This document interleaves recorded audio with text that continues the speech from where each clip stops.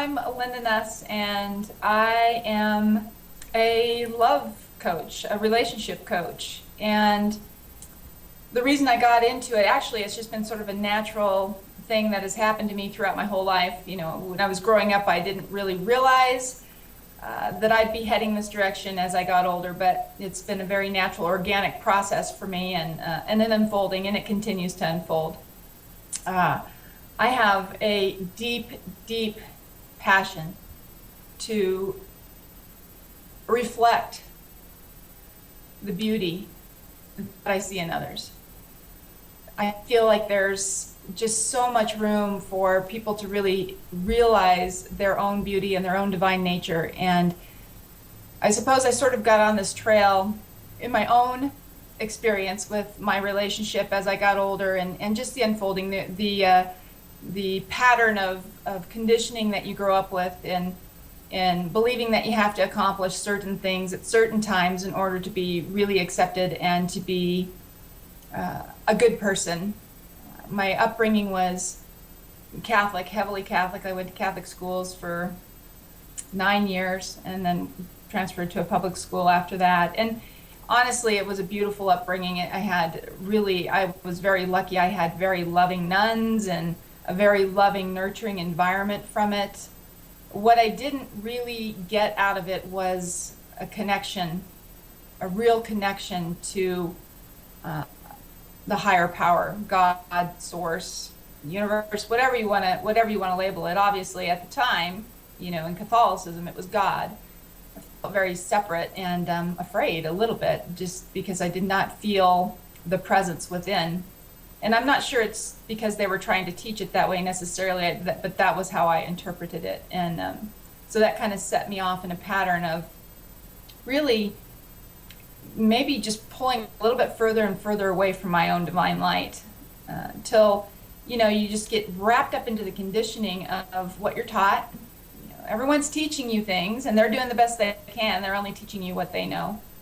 And so as I went along, again, I had a very loving childhood and a wonderful mother. My father passed away when I was just 10 weeks old, and she never remarried, and she raised 4 kids on her own, and she was wonderful, and just a great example of strength.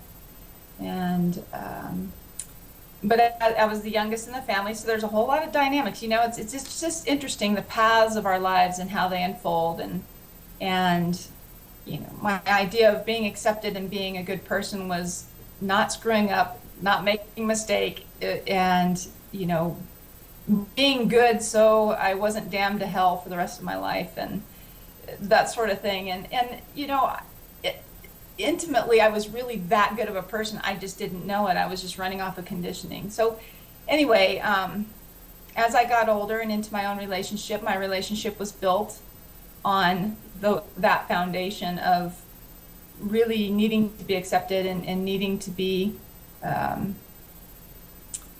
a good person, a good wife, a good daughter, a good sister, a good you know, stepmom, all these different things. And I did all the things that I needed to do to be those things, but there was a lot of pressure that came with it, and it wasn't driven from the right motor. Looking back, I would have done all those same things anyway, but I would have done it just because I knew that's who I was, not to try to be accepted, not to try to be something I thought I needed to be. I was already that. I just didn't know it. And so, you know, I built my life on that foundation, pretty much, and that those insecurities and those needs to be accepted and to be loved, and then I had some experiences that exposed me and kind of cracked the door to my inner light again. Some things were happening that presented into my space, and it was about helping somebody really see their own light, and it was because I could see it in them. And so through this process of, I guess, channeling, for lack of a better description, I had some information flowing through me. At the time, it was just the right timing. It was my time to somehow be shown this. But there was a lot of healing that was happening, and I didn't really understand the information that was coming through to me, so I had to apply it in my own life. And that was when the door was cracked to my inner light, to my own God self, or my own divinity, my own raw just beauty, my perfection. And I believe that we all have that. And that's what I saw in this other person, and I could not accept that they did not see it in themselves. And so it was just, I don't want to say obsessed, but I couldn't let it go. And so there was this huge process of trying to help this person, or just speaking what was coming through to me, and then I was having to walk the talk because I wasn't.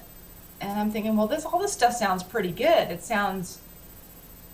It resonates with me and it feels good. So I need to, if I can accept this about this other person, I surely have to accept it about myself. And so it was a huge transformation process for me. It started off, this was 15 years ago, and it propelled me into just absolutely having to learn what was happening to me and through me. I guess what was happening through me. And I've just, studied and learned and, incorporated meditation into my life. And it's been a constant unfolding. But even prior to all this, I have a very just instinctive ability to communicate and to read and be able to connect with people in a way that whatever I say really touches them and helps them.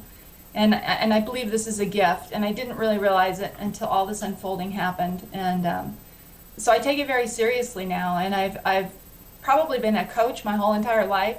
I've informally coached for 13 years, and I've professionally coached for the last 3. I just took it to a different level where I wanted to reach more people. And there was the availability to do that through the internet, through Facebook, through, I have a blog talk radio show that it's called Light Me Up, and I've interviewed just such amazing people, and an interview series that includes just amazing people with different insights, different perspectives that, I hope that when people hear these things that they have an aha moment somewhere within that something that is said, really connects to them on the level that they need to hear it, or they can hear it or see it or feel it.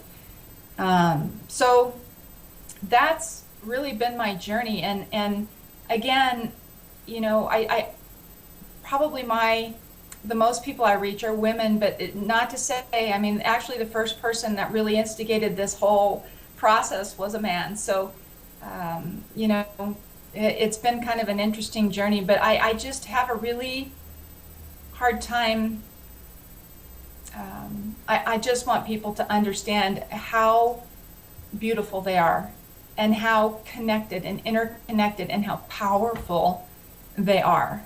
And that it's not something they have to seek, that it's already within them, that everybody has their own answers. And I see people in relationships that are so suffocating and so stifling of this. The ego gets in the way so much within relationships, and that's why I sort of went off in a venue of kind of a niche or whatever, a relationship coach, but it's always about the relationship with self. Always, always, always, always, it starts there. If you're not connected to your own divinity and your own beauty, it's very difficult to really accept that in others and to be able to see it in others.